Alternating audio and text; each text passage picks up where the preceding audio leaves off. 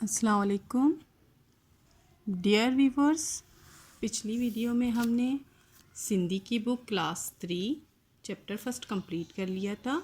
آج ہم پڑھیں گے سندھی کی بک کلاس 3 چیپٹر 2 دوسرا سبق، جس کو ہم سندھی میں سبق بیوں پڑھتے ہیں۔ سین بے سب بے کف بک سبق، بے یہ بھی یہ وہ یوں بی یوں۔ سبق میں بھی بے ہے اور بیوں میں بھی بے ہے، لیکن ان کی شکلیں مختلف ہیں، یہ مختلف انداز سے پڑھے جاتے ہیں۔ سبق میں یہ والا بے اس لیے ہے کیونکہ سبق ایک ہی بار میں ادا ہو جاتا ہے، جسے سبق، جبکہ بی یوں، اس کے لیے آپ کو 2 مرتبہ اپنی زبان کو، اپنے ہونٹوں کو حرکت دینے کی ضرورت پڑے، اسی لیے یہاں یہ والا سختی والا بے استعمال کیا گیا ہے۔ یہ بھی بے ہی ہے، اس بے کو اور اس بے کو ایک ہی طرح سے پڑھتے ہیں، لیکن ان کے لکھنے کی صورت چینج ہو جاتی ہے۔ ہے چوٹی ہی امزہ پیش او، ہی او، بیلام بلام واولو بلو، ہی ہو بلو ریمدہ ہے چوٹی ہی آہی، ہی او بلو آہی۔ یہ بلو ہے، اردو میں ہم اس طرح سے کہتے ہیں یہ بلو ہے، یہ بلو ہے مطلب بلا ہے، ٹھیک ہے۔ ہے چوٹی ہی امزہ زبر ہا، ہی ہا، بیلام بلام چوٹی لی بلی، علی مد آ ہے چوٹی ہی آہی، ایہا بلی آہی، یہ بلی ہے، مطلب یہ مادہ ہے جو بچے پیدا کرتی ہے، اس کو ہم بلی کہتے ہیں۔ ہے چوٹی ہی امزہ پیش او، ہی او، با زبر با، قاف زبر کا بکا، را پیش رو بکرو، ہی او بکرو، علی مد آ ہے چوٹی ہی آہی، ایہو بکرو آہی، یہ بکرا ہے، اس طرح سے ہم اردو میں بولتے ہیں۔ ہے چوٹی ہی امزہ زبر ہا، ایہا، بے کاف بک، رے چوٹی ری بکری، علی مد آ ہے چوٹی ہی آہی، ایہا بکری آہی۔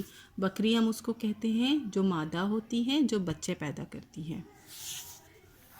آپ اس طرح سے اپنے پاس نوٹ ڈاؤن کیجئے گا، اس میں الفاظ معنی ہیں اور مذکر مؤنث لکھے ہوئے ہیں، اسی طرح سے چارٹ بنائیے گا۔ یہ سندھی میں الفاظ ہیں، یہ ان کے اردو میں معنی ہیں۔ بلو، بلو مطلب بلا، جو بلا ہوتا ہے اس کو سندھی میں بلو بولتے ہیں۔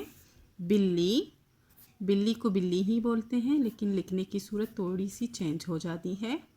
بلی، بلی، بلی اس کو کہتے ہیں جو بچے پیدا کرتی ہے، مادہ ہوتی ہے۔ بکرو، اس طرح سے لکھتے ہیں سندھی میں، اس کے معنی اردو میں اس طرح سے بکرا، اس طرح سے لکھتے ہیں۔ اسی طرح بکری ہے، بکری کو اس طرح سے سندھی میں لکھتے ہیں۔ یہ اور یہ دیکھیں، ان دونوں میں نقطوں کا فرق ہے اور کاف چینج ہے۔